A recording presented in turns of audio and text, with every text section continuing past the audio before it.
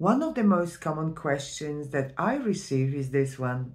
I have majority of my savings invested in a superannuation fund. Is Centrelink counting that money when calculating my government benefits or not? The answer should be simple, one could argue, but as always, with superannuation rules and most certainly with Centrelink rules, it varies from case to case. But if you understand the rules or if you ask for the appropriate advice, you could use those rules to your advantage. So what benefits could be affected by the value of your savings? Well, the main ones that obviously immediately come to mind are age pension, DVA pension, disability pension, but also such benefits as low-income health card.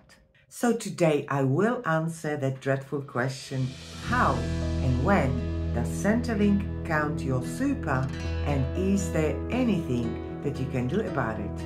My name is Catherine Eastbrand from About Retirement. I'm a certified financial planner and you are watching About Retirement TV, the place where you can get all the information that you need if you are preparing for retirement and wish to improve your financial outcomes, or if you have already retired and your goal is to maximize your savings, your government benefits, and minimize tax, for example, in situations such as your income tax, capital gains tax, if you are planning to sell some assets before or during your retirement.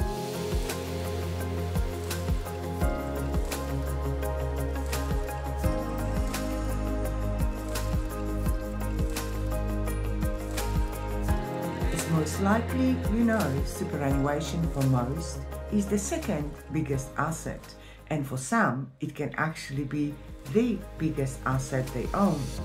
But when you wish to be eligible for a government benefit, you really have to know the rules, how those savings are treated, and when they are counted and when they are not. So let's start with the basics. Superannuation savings can be either in an accumulation phase or in a pension phase. Just a couple weeks ago, I did a video about that very topic, accumulation and pension phase of super, and which one is better. So if you are unsure, go back and watch it. I will link it at the end of this video as well as in the description below this video. And now that information is the main decision point for Centrelink and the government when counting or not counting your assets for whatever benefit you wish to be eligible for. If you are below the age pension age, any money you have in a superannuation accumulation phase, Centrelink will not count neither under income test nor asset test. So whatever balance you have in a superannuation accumulation phase, until such time that you reach your age pension age, those savings are not assessed by Centrelink. Therefore, it is a perfect and legal hiding place of your money. If you are below the age pension age, any money in your super pension phase is fully assessed by Centrelink. So please be very careful. Even though you are below the age pension age, if you move money from your superannuation phase to a pension phase, your savings are fully assessed by Centrelink. So what happens when you reach the age pension age, or if you are already older? Well, if you are above the age pension age, your money in a pension phase is still counted, but now all the savings you have in a superannuation accumulation phase are counted as well. So at this age, superannuation no longer works as your hiding place for your savings. The party's over. All those assets are now being assessed and will most likely impact the level of the government benefits you wish to have. So is there anything that can be done to improve the situation or your eligibility? Well, let's look at the very first scenario, being below the age pension age.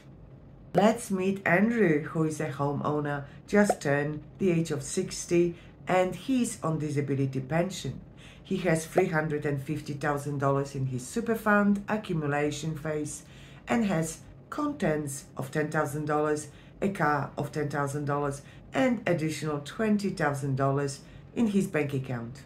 Till now, for the purpose of calculating his disability pension eligibility, Centrelink would only calculate his contents, car and savings in his bank account. But Andrew was finding living on a disability pension alone of $987 per fortnight a bit difficult and restrictive, especially knowing that he has all those superannuation savings just waiting to be used. Someone told him that he could move those savings to an income stream, and what's more, this would be a tax-free income for Andrew to enjoy. Well, Andrew loved the idea of getting a little bit of extra income, so he moved all his superannuation money to a pension fund. The superannuation people told Andrew that his minimum payment will be 4% of the starting balance. So Andrew was looking forward to his disability pension of total of over $25,000 and his extra superannuation pension income of additional $14,000. That is a total of almost $40,000 per annum. Finally, I can start enjoying my life, Andrew thought. Then to his horror, he received a letter from Centrelink advising him that his disability pension has been just reduced due to asset test, and he just lost $8,580 of his annual disability pension payment. As you know, a single homeowner, to have the full pension, your total assets cannot exceed $280,000. But by moving this superannuation from accumulation phase to a pension phase, Andrew increased his total assets up to $390,000, which is excess of $110,000. So what can Andrew do to have the full payment from disability pension while still enjoying an extra income from his superannuation?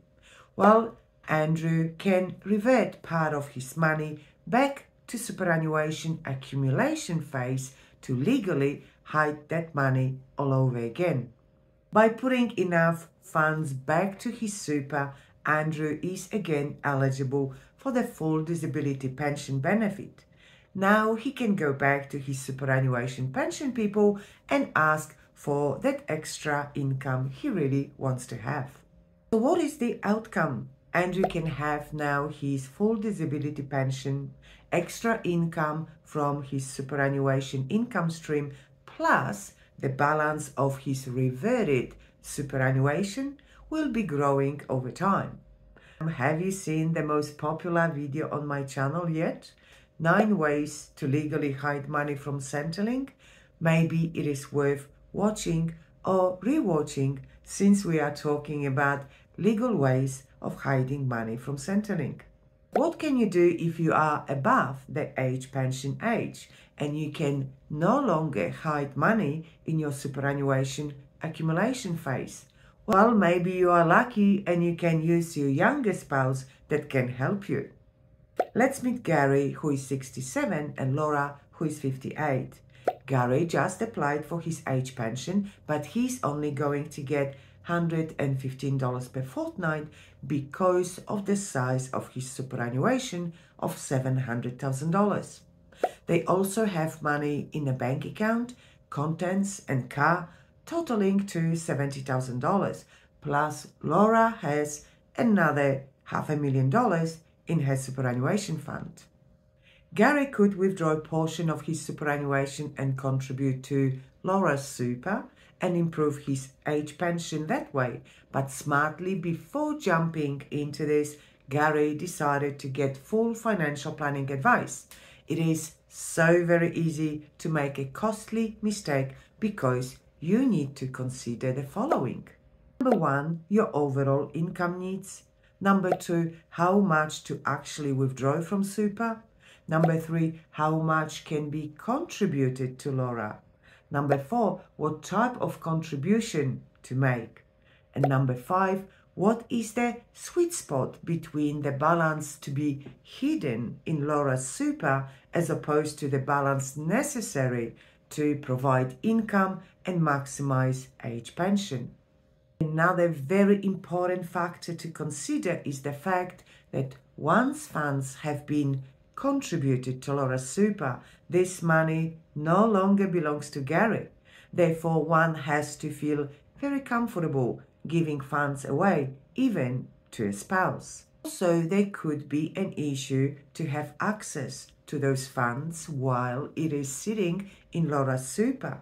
She needs to meet conditions of release to have access to those funds. So as you can see, not everything is so simple, and there are other things that need to be considered before swapping money around. If you don't have a younger spouse, then the situation changes and a more sophisticated strategies might need to be considered. But that again should be subject to the full advice, as the strategy might be different for different people. In retirement planning, there is no such thing as one size fits all, or more precisely, one solution that resolves all problems for everyone. You really need a very personalized advice to get the best outcome in your situation. I hope you enjoy this video and it has opened up a new way of thinking. If so, please give this video a like and subscribe to my channel not to miss my next video. If you wish to learn more about retirement, superannuation, government benefits and more, visit my website aboutretirement.com.au. And while you are there browsing, sign up to my newsletter to stay up to date with all the changes that can impact your retirement. If you would like to book a meeting with me, on every page is a button, book a meeting, that will take you to my calendar, and you can choose the day that suits you to have a private chat with me. And now those two mentioned videos to keep on watching and learning. The first, accumulation and pension phase of Super. Please watch to understand the difference between them and which one is better. The second video recommended today is the most popular, 9 ways to hide money from Centrelink. Enjoy, and I will speak with you in my next video. Bye for now.